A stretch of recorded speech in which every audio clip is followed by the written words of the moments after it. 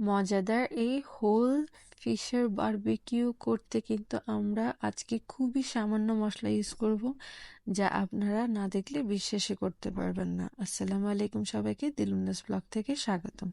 এখানে আমি 2টা তেলাপিয়া মাছ নিয়ে নিয়েছি আর মাছগুলোকে ভিনেগারের পানিতে ভিজিয়ে রেখেছি প্রায় 5 থেকে 10 মিনিটের মতো।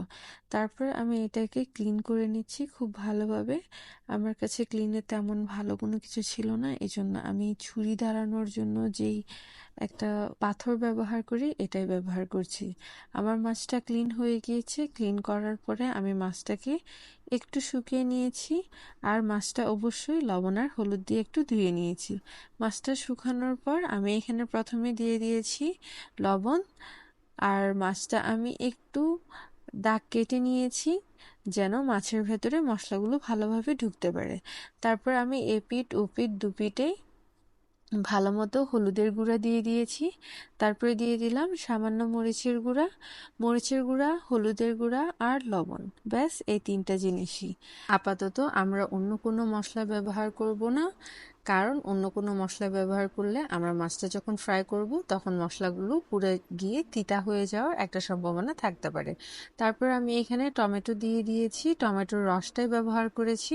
আর মাছটাকে আমি প্রায় 1 ঘন্টার মতো ম্যারিনেশনের জন্য রেখে দিয়েছিলাম। মাছ বা মাংস যে কোনো কিছুই আপনি যত বেশিক্ষণ ম্যারিনেট করে রাখতে পারবেন আপনার মাছের স্বাদ বা মাংসের স্বাদ তত বেশি ভালো হবে। আমি এখানে মাছটাকে টোটালি ডিপ ফ্রাই করব না। আপনাদের যদি বাসায় এয়ার ফ্রায়ার থাকে তাহলে আপনারা এয়ার ফ্রায়ার দিয়ে খুব কম তেলে ফ্রাই করে নিতে পারবেন। আমি এখানে শ্যালো ফ্রাই করছি আর আমি এখানে গ্রিল প্যান ব্যবহার করেছি। খুব কম তেলে চুলার জালটা আমি একদম প্রথম দিকে কমিয়ে আমি মাছটাকে এপিঠ ওপিঠ ভেজে নিয়েছি। প্রায় 10 থেকে 12 মিনিট পর আমার মাছটা যখন পুরোপুরি ভেতর থেকে হয়ে গিয়েছে তখনই আমি চুলার জালটা একটু বাড়িয়ে ভালো করে ব্রাউন করে নিয়েছি। আমার মাছটা এখন পুরোপুরি ভেজে নেওয়া শেষ। আর মাছটা দেখে মনে হচ্ছে একটু পুড়ে গিয়েছে, যেহেতু মাছের মধ্যে মশলা ছিল বাইরের দিকটা কালো হয়ে গিয়েছিল, পুড়ে গিয়েছিল না। এখন আমি আরেকটা প্যানে তেল নিয়ে দিয়ে দিলাম প্রায় 1টার মতো গোটা রসুনটা একটু সুগন্ধ ছড়ালে আমি এখানে দিয়ে দিচ্ছি পেঁয়াজ। রসুন আর পেঁয়াজ দুটোই নরম হয়ে গেলে আমি এখানে দিয়ে দিব কেটে রাখা 2টোর মতো টমেটো। আমি এখানে আজকে আর অন্য কোনো মশলা ব্যবহার করব না, এটা শুধুমাত্র উপরে একটু গ্রেভিটা আনার জন্যই দিচ্ছি। আপনারা চাইলে এটা স্কিপ করতে পারেন।